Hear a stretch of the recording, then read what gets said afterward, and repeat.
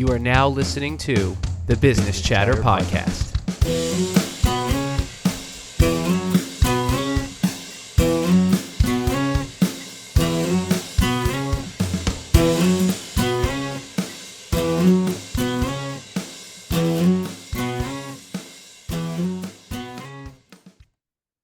All right. Here we are. We're back. We are back. This might be the first episode we release. This is probably going to be the first episode. If it's not, it's going to be either the second, third, or fourth. That's just true. So you know. Yeah. But welcome, just so you know who we are, the Business Chatter Podcast. I'm Anthony. I'm Chris. I didn't even finish my name, and you pointed to yourself. Well, you know what it is? Like, you made it seem as if you needed help. So I thought I was going to say my name first. We're so conversational with each other. I feel like we got to get so. We've spoken to 3 guests so far. Today was Austin from MandatoryFunDay. Really, really good. Fantastic. Great human being. Yes. Great story. Also, just a very popular influencer. Like, very, very popular. Like, hundreds of thousands of followers combined. Like, multi-hundred thousands. Yep. Tens and tens of millions of likes combined. Like, crazy. Extremely humble. Extremely insightful. Great mission. And willing to give us a time of day. Yes, which we are extremely grateful for. So thank you again, Austin. Sometimes I get nervous in front of these people, though. Like, I can talk to you like very easily, but these people, like, he's not intimidating at all. Like, but I'm intimidated. I'm not gonna lie. Intimidating. Well, that's when we set out to start doing what we're doing right now. Our goal is to be able to build a community and learn. So everyone that we're reaching out to, we're looking at them in a very positive light, and we know that we can learn from them. So it definitely is a little intimidating to have the chance to face with them. And people don't like the phrase "pick your brain," but they're letting us pick their brains and share that insight with everyone who is watching. So yeah, it's definitely something that it's going to take us time to become a little more comfortable in the process, and we're glad that you're with us on the journey. Yeah, we emailed him. He emailed us back within like 2 seconds. It was crazy. It was awesome. It was awesome. Very cool how it all came about. And, we're really happy you're here with us today.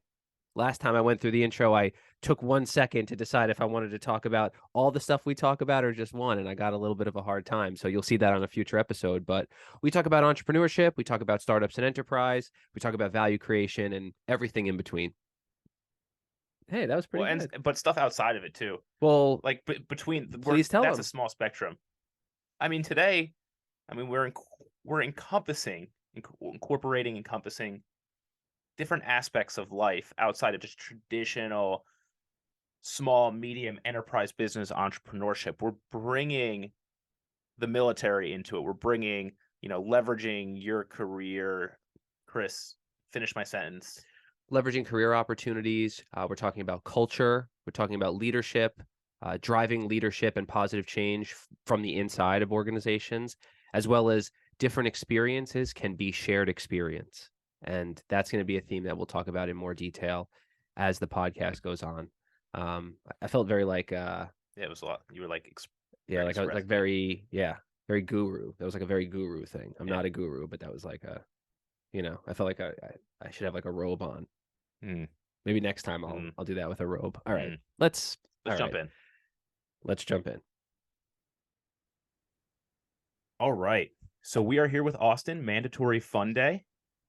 Very famous MilTalk TikToker, also very popular Instagram, up and coming on YouTube, sharing his shorts on there. Austin, how's it going today? I'm doing well, guys. Thanks. I don't know if I'd say famous yet. We'll see one day, but I'm definitely growing pretty fast. I don't know. As of today, February 2023, 10 million likes on TikTok? Is that what I'm seeing? Something around there? Yeah, just about, almost. And honestly, my Instagram's growing a little faster. Facebook started to pick up, and then, YouTube's not super geared towards the kind of content that I make. I'm still posting it there, but, at some point I'll probably go to longer form content, which is kind of what YouTube's for anyway. And I think that'll have a little bit more success. Sure. That definitely makes sense. Well, it's definitely what you're doing right now is extremely engaging. Very glad that we found you and that we're able to share some time together and have a chance to chat. Okay, so before we go into the social media stuff and some of the stuff you share and your messages on there, do you want to talk about your background? You're in the Army right now. You're a second lieutenant. I know you're prior enlisted. Can you talk about how you joined the Army, what your journey was, and what took you to this point that you're at right now? Yeah, sure. So originally I joined the Army pretty much right out of high school. I didn't really have good direction. I wasn't going in a bad direction. I just had no direction. I did not think I was capable of doing college, which is kind of what all my friends were doing. And so I joined the Army. I got married and I joined the Army because I needed to take care of my wife. And so that's really, I mean, it's not a great story, but it's my story. And so now I've been in the Army. It'll be 11 years this month, actually. I spent, as you said, about 9.5 of that as an enlisted soldier. And then I commissioned through officer candidate school after earning a bachelor's degree in exercise science. So that's kind of, I've been intel military intelligence the entire time, and I've had a lot of fun. Some good days, some bad days, but overall, it's been a really rewarding experience.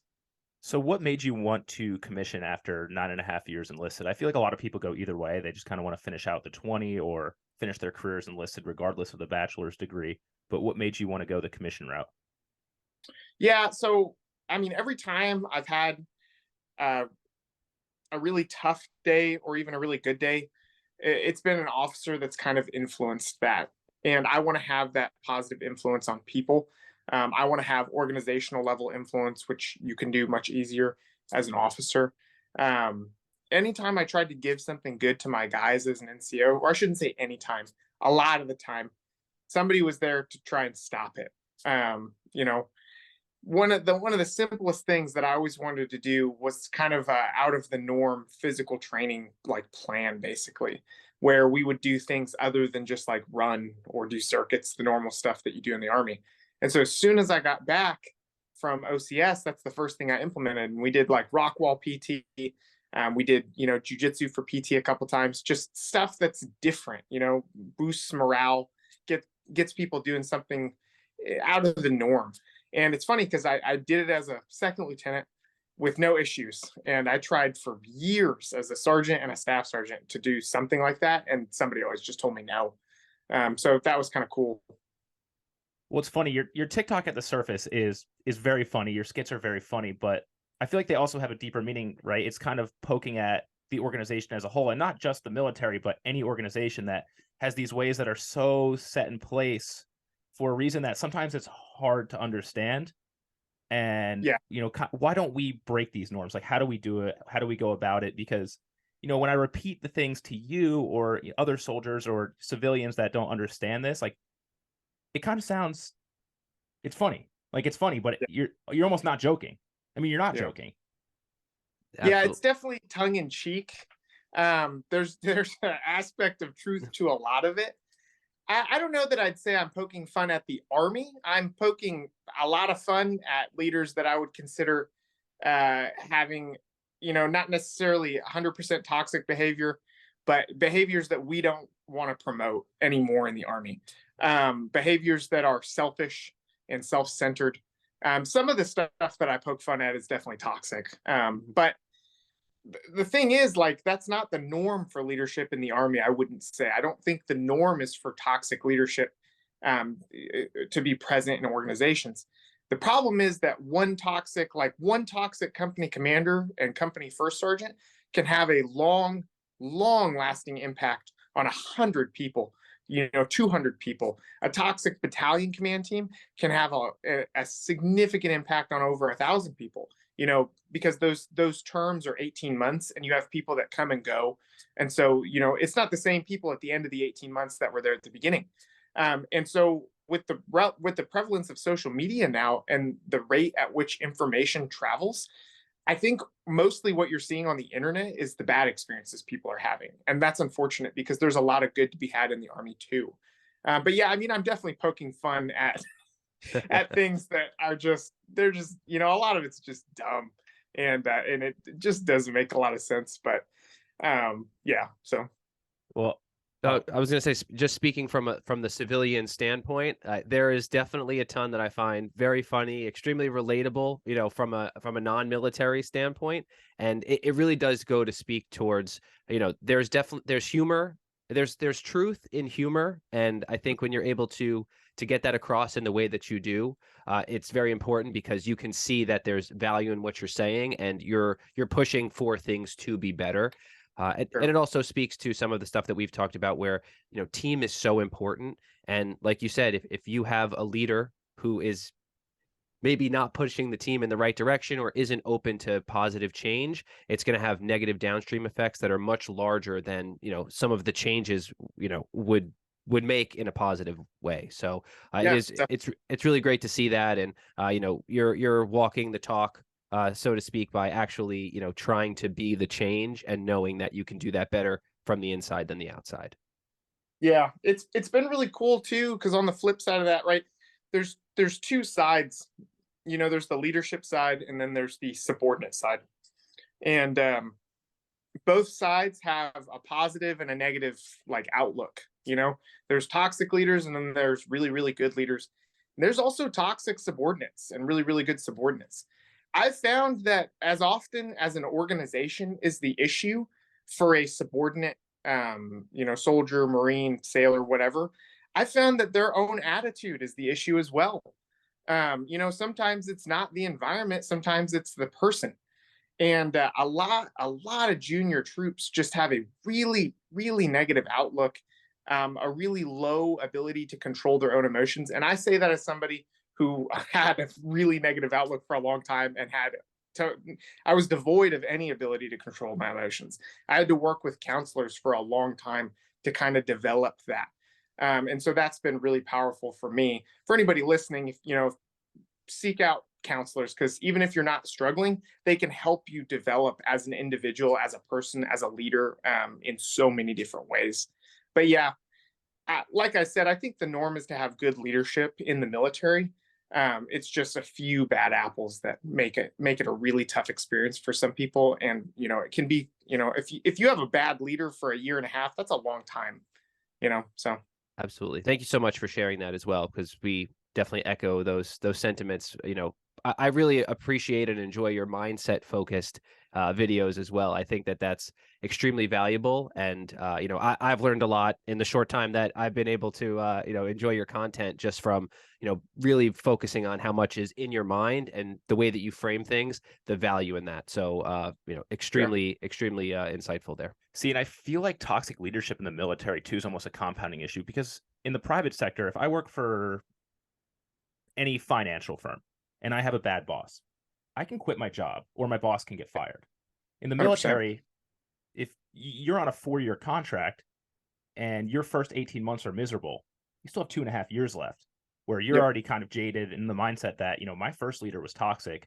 Nothing's really going to change. Everybody around you has that same toxic mindset. And all of a sudden it's a Yeah. spiraling effect, because you're going to get, whoever's with you, they're going to branch out, and it's kind of just negativity spreads very quickly. 100%. Yeah. Yeah, the shared experience can be difficult if it's a negative shared experience for everybody, as opposed to having that positivity to be able to pull yourself out, or at least the optimism to understand that, this could be a bad leader, but there's other opportunities in the future. Yeah. I mean, it's definitely important. It's important as a leader to be able to acknowledge when something is frustrating, when something may not make a lot of sense, when something, it just isn't good, right? To be able to acknowledge that and then just say, "Hey guys, this is legal, this is moral, this is ethical. We will execute regardless of how we feel about this." And being kind of a bastion of motivation and positivity as a leader is super important, because even when a situation sucks, we can all look at each other, we can cry about it, or we can all look at each other and laugh. And that's what a lot of my content tries to do. if you're out in the field, you're doing like a 3-week field problem or whatever, and it's raining on you and it's freezing cold. You can look at each other and cry, or you can look at each other and laugh. And I'd rather laugh personally. That's where I would be.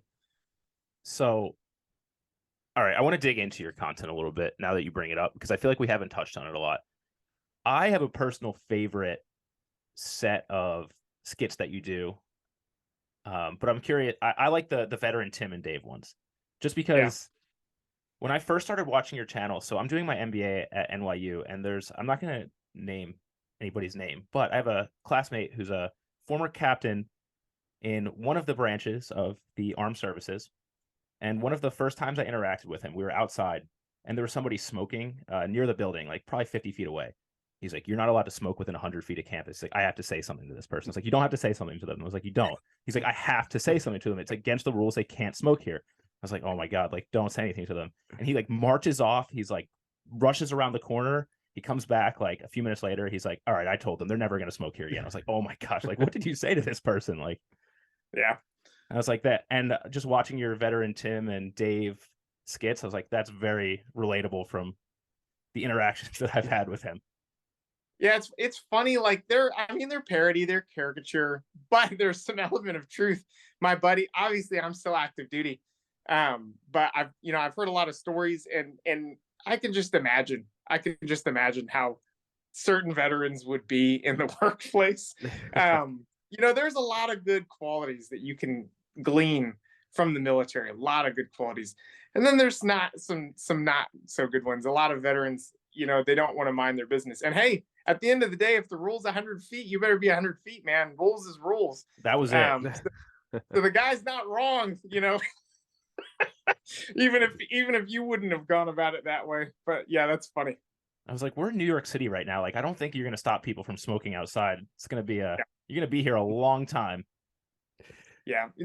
Probably gosh, Honesty in the Military is probably my favorite series that I do. Just because I get to point out all the funny stereotypes and just things that you just kind of scratch your head. And it's funny because after a couple years in the military, you don't even think about it anymore. But because it's so new and you're so indoctrinated. But it's still funny. Like, it is funny to me that we can't put our hands in our pockets in the Army. The Air Force did away with that, and it's just funny to me. I'm very much a millennial, right? The millennial generation is the generation of why. Like, why can I not do that? Sure. Just because you're in a position of authority does not mean that millennials will trust you. They will think that you even have anything of value to give them. You really have to earn it with the younger generations. I guess millennials aren't super young anymore, but you guys get what I'm saying.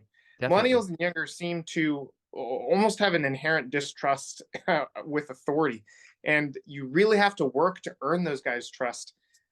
So it's been interesting, and it's also been interesting to see how the older generations are interacting with the younger generations. A lot of the older generations are just not; they don't have a positive outlook on the younger generations. I don't think there's an inherently good or bad generation. I think each one's different, and they come with their own unique challenges and their own unique, strengths. So it'll be interesting to see how things progress as time goes on.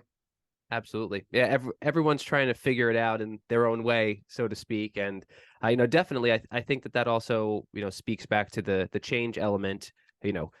Yeah, we definitely are a generation of why, and asking those questions, hopefully is prompting at least some type of conversation, whether that's internal or maybe on social media, as to identifying, hey, this is kind of silly. Why are we doing this? Can we make these changes? And if we do make this change, is it really going to negatively affect anything, or is this just upholding a rule or a tradition that may not be equatable for this generation, this new style of approaching things? Right. Yeah. So being that you're growing your following, and now I'm sure you have a lot of active duty as well as veterans who are following your content. Have you heard from veterans or veterans that you have in your own network in terms of how to leverage their military experience into civilian life? Because some of your videos touch on that a little bit in terms of not being told what not to do for the weekend in a civilian job, and sick days and those types of things, which Anthony and we've been watching and laughing at those. But is there any advice or insight that you can glean just from your network and what you've been seeing with what you're doing that can help leverage some of that military experience transitioning into civilian life? Yeah. So the biggest thing for guys trying to transition out, and again, I've never just transitioned out, so know that I'm coming from probably a point of ignorance, but my heart's in the right place here, guys. Sure. But honestly, it seems like you need to look at transitioning out of the military as a set of like doors, right? If you push on a door and the door doesn't open, go to the next door, push on that door keep doing that until one of them opens. And by doors, I mean the different programs that the military offers and the different programs available in the civilian world. If you look up veteran to civilian transition program on Google, you will get like 1,000 results of viable organizations and programs that will get you into a civilian job. There is no reason for veterans to be unemployed anymore. It shouldn't exist. And I don't want to blame the individual, right? Because everybody's got different struggles. Sure. Some guys, are dealing with stuff, but there's just so many options out there. And so I would say figure out if you after you've committed to getting out, um, find that program that you want to do. Probably about a year out, and then figure out what the application process looks like. Figure out the logistics behind it. And then for those of you that are still in, the very first day, you should already be like trying to start saving money, and you should be preparing for your transition, because you never know when it's going to come. Regardless of whether you do a career in the military or you do one contract, at some point you're getting out. So you should always be setting yourself up to be successful as you get out. Go to school, get certificates, have a savings of some kind, that kind of stuff. Set yourself up for success. So that's what I would say. Good advice. Yeah, there is fantastic resources. Even USA Jobs. I'm a federal government employee as well, outside of the military. And a lot of jobs have non-competitive appointments for veterans that if it fits your skill set, they'll pretty much just hire you. And a lot of people Yep. don't really take advantage of it or know about it. I was showing it to my brother, and he's like, wow, I didn't realize that they would just give me a job based on my skill set. I'm like, yeah, you just kind of have to do a little digging, and it's there for you. Yeah. And yeah. Yeah, honestly, that's just a thing in general in the military. Like, even in the military, there's so many programs out there, so many cool things that you can do. Like I always talk about, I was a lifeguard while I was on active duty. I got stuck on a detail where I was literally just a lifeguard for like 6 months, and I was still like active duty. I still got paid the same. It was 6 months of my Army career where I did nothing but wear swim trunks and fish people out of a pond, basically. But so yeah, like there's so many cool things that you can do. You really just got to look for it. And I would also advise people, if you're not in a good spot to transition, do another contract and then set yourself up. You don't want to go into that half cocked. And at the end of the day, 5 or 6 years of your life, maybe 7 years of your life, can really set you up for the rest of your life, because you got a lot of life left after that. So that would be my recommendation. If you're not set up for success, just do another contract. Yeah. And I feel like, again, if you play the military the right way, it does really set you up for success. Going in as a young person, if you make the right decisions, right financial decisions, you go in with no debt, no expenses, you're going to 100%. continue that trend and have no expenses pretty much through your entire contract. And you should be able to save a decent amount of money. You have the GI Bill that'll put you through school. You'll have a skill. You should know how to leverage that skill because you actually have functional experience with that skill. It's not like I studied economics as an undergrad, and I didn't know what I could possibly do graduating college. I was like, I don't know what an economist does. I don't know what economics is, other than taking a principles of economics course and some economic theory. There was no functionality around it. If you're an intelligence analyst in the Army or the Navy or a cryptologist, you have a functional skill that when you get out is highly transferable to many other fields, regardless if you have a degree or not, and you have the ability to go get a degree. Yeah, 100%. Yeah. I often tell people, people that just kind of want to join the military and they're not sure what they want to do, I always steer them towards medical first and then intel second, because you get some really, really solid transferable skills. Like, you can get the Army to pay for you to be an X-ray technician, do 4 years, have 4 years of X-ray tech experience, get out of the Army, use your GI Bill to get a degree in that, or to do whatever program, and then go do that as a civilian. And then you just do that for the rest of your life. And it's a pretty cushy job. You wear scrubs and you work in a hospital. How bad can it be? And those dudes' quality of life in the Army, they're pretty solid, because they can't work past when the hospital's open. You know what I mean? They don't go to the field much because their job is not, it's not tactical. It's not combat oriented. Stuff like that. There's a there's a ton of stuff out there like that. There's occupational therapy assistant, physical therapy assistant. I think optometry tech is one. Just a ton of different medical jobs that pay pretty well outside. Yeah, and a lot of what this boils down to, at a higher level is, thinking as an entrepreneur and trying to figure out how do I leverage what I know and what I can be passionate about to help me benefit me in the future, right? Acquire the skills, get the necessary certifications, take advantage of the opportunities that are afforded to me, and then go ahead and carve that new path when that time comes.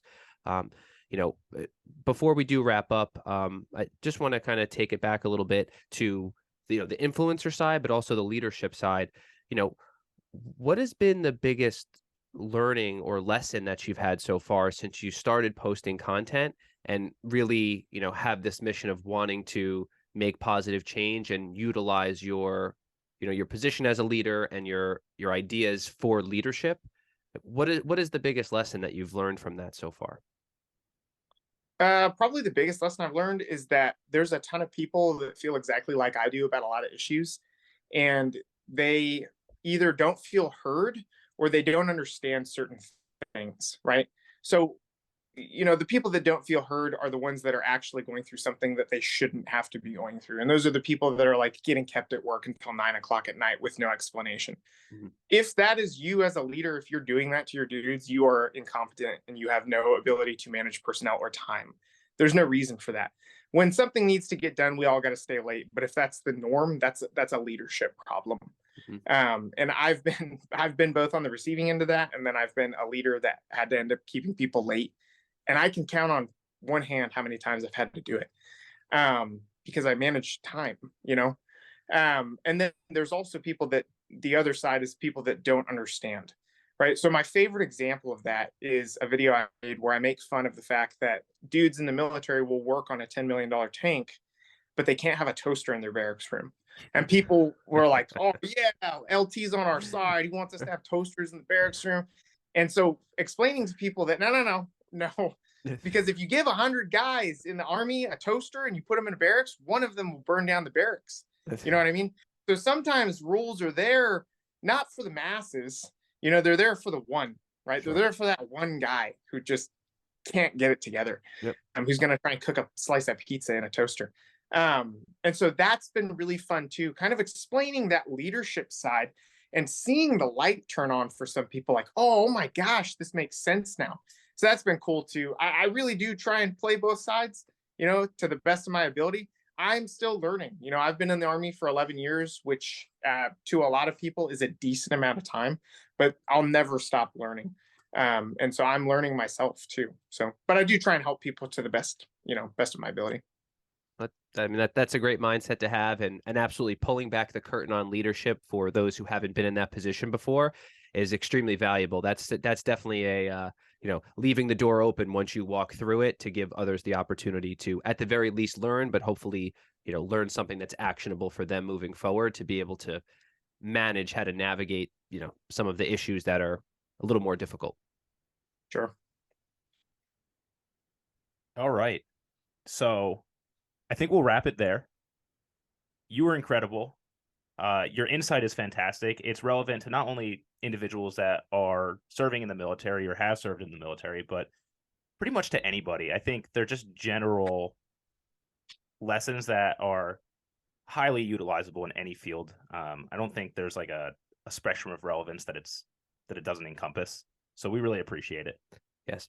Thank you so much, Austin. Before we do wrap, please let the listeners know where they can find you, all your social media, anything that you want them to check out, please let them know. Yeah, sure. So I'm on TikTok, guys. I'm on Instagram. I'm on Facebook, and I'm on YouTube, all under Mandatory Fun Day, all one word. And for those of you that are asking, I am going to start working on merch. I'm actually wearing a cap right now for the company that I'm going to work with. It's called Apex Predator Outfitters. It's a retired Army veteran who owns it. He's very small right now, but I'm very excited. He's really eager to work with me. I love, how the stuff looks, how it feels. And so merch will be coming soon. And I want Awesome. to say thank you guys for allowing me on the podcast. Yeah, thank you for your time. Again, Yes. we really appreciate it. All right, we'll call it there. All right, we did it. We did it. That was That was a good one. Except I might have botched the outro to the interview.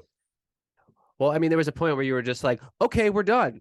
Thanks. Bye. Well, I didn't mean to do it like that. I just would want it to be respectful of his time. Of course. Also, should I let them in on the secret Which one? that we record on the free Zoom and we're time limited? Yes. So, this is we're at the very early stages. So we are, self-funding, which means we're looking for opportunities to not spend money. And Zoom for free is a great opportunity to not spend money at the But moment. if some different recording software wants to sponsor us, give us free premium, We would be happy to try it out. try it out. We're not going to commit. Yes. And if we like it, then we would gladly promote it on the podcast. Just something to consider. Just something to consider. But That was great. that was great. I know we prefaced it by saying it was going to be great. And it was. It was great. It was. If regardless of if you're in the military, if you're out of the military but once were, if you're a civilian with no experience in the military, Mandatory Fun Day is a great follow. You'll get some funny insights. There's also really great motivation and mindset, and not in the sense of like, I'm a bodybuilding influencer and I'm going to tell you to hit the gym every day.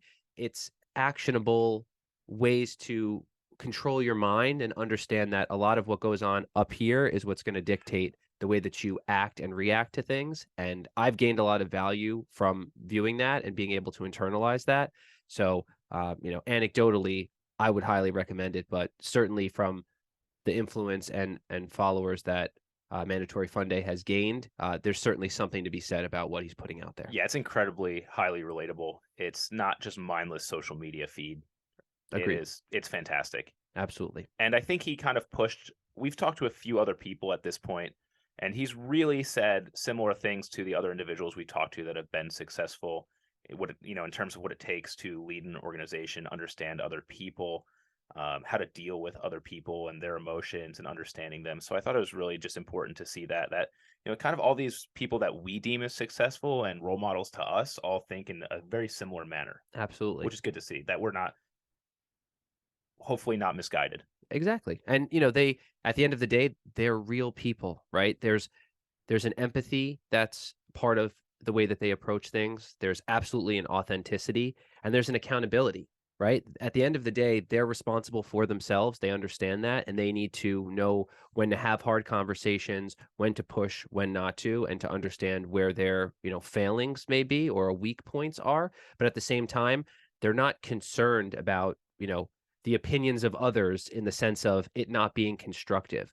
If somebody provides feedback to us about content, about quality, about things we can change to be better, that's welcomed. But, individuals that are, hating to hate, as people would like to say, I mean, that doesn't matter, because you have to work and live for yourself and, for your family and for the mission that you're trying to build and create for your community and so on. Yeah. And just one more time, you can find Austin at all of his social media, Mandatory Fun Day, all one word, TikTok, Instagram, Facebook, YouTube. His TikTok and Instagram are growing really fast. He has some other really cool things in the works, which is awesome. So just stay tuned. Follow everything he does. There's nothing there that won't benefit you no matter who you are. Ooh, I just stuttered there a little bit. Yeah, it's okay. Yeah. It's okay. You know what it is? When you get excited, sometimes we just try to get all the words out. And my mom as a kid used to tell me when I would talk fast, I'd cut the last letter off of all my words and it kind of just blend everything together. that makes sense. And she never knew what I was saying. I can understand that. I could see that. That's, well, take a breath, breathe in. We'll talk to Austin again, and we'll get a chance to thank him for, the start and then where things go. So thank you again to Austin at Mandatory Fun Day on all the social medias.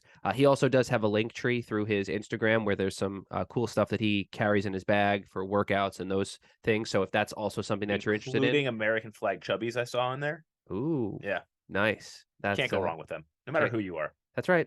Hey, it's good to have. Mm-hmm. All right. This is my part now. I'm Yeah. going to do this. Yep. All right. Thank you. Thank you to Chris. Hey. Thank you to Austin. Thank you for listening, for watching, liking, subscribing, following on our Instagram. We're getting there. Or our LinkedIn, but at Business Chatter Pod on Instagram. Mm-hmm. Our LinkedIn is Business Chatter Podcast. Yep.